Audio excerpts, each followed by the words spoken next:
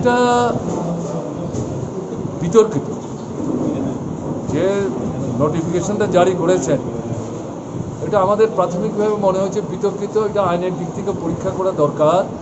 কেমন না, এখন কথাটা যেটা এসছে সেটা হচ্ছে প্রথম যে নোটিশটা তারা করেছিল সম্ভবত 1 মে, সে সময় নির্বাচিত এডিসি নাই, কাউন্সিল তৈরি হয়নি, ভিলেজ কমিটির মেয়াদ শেষ, উন্নয়নের কাজ করতে হবে, রাজ্য সরকার থেকে টাকা যায়, তাহলে এই ভিলেজ ডেভেলপমেন্ট কমিটির প্রতিনিধিত্ব কে করবে?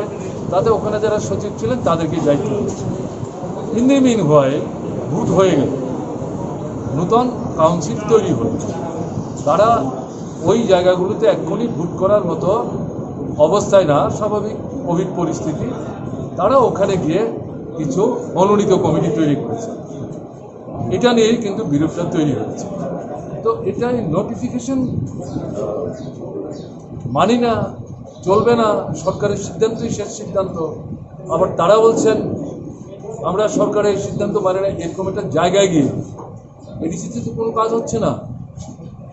গত 1-1.5 বছর যেমন কিছু হয়নি, ভোটের পরেও কিছু কাজ হচ্ছে না। আচ্ছা, এটা তো উচিত হচ্ছে সরকারের তরফ থেকে উদ্যোগ নিয়ে তাদের সঙ্গে বসে আলাপ আলোচনা করে সমস্ত অস্পষ্টতা দূর করা।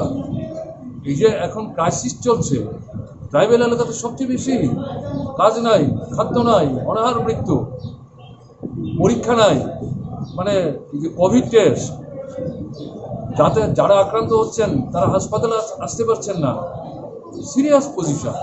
তাতে তো এডিসিকে সেখানে রাজ্য সরকারের সাহায্য নিয়ে গুরুত্বপূর্ণ ভূমিকা নিতে হবে। এই জায়গায় এই যে বিরোধটা তৈরি হয়েছে এটা মীমাংসা।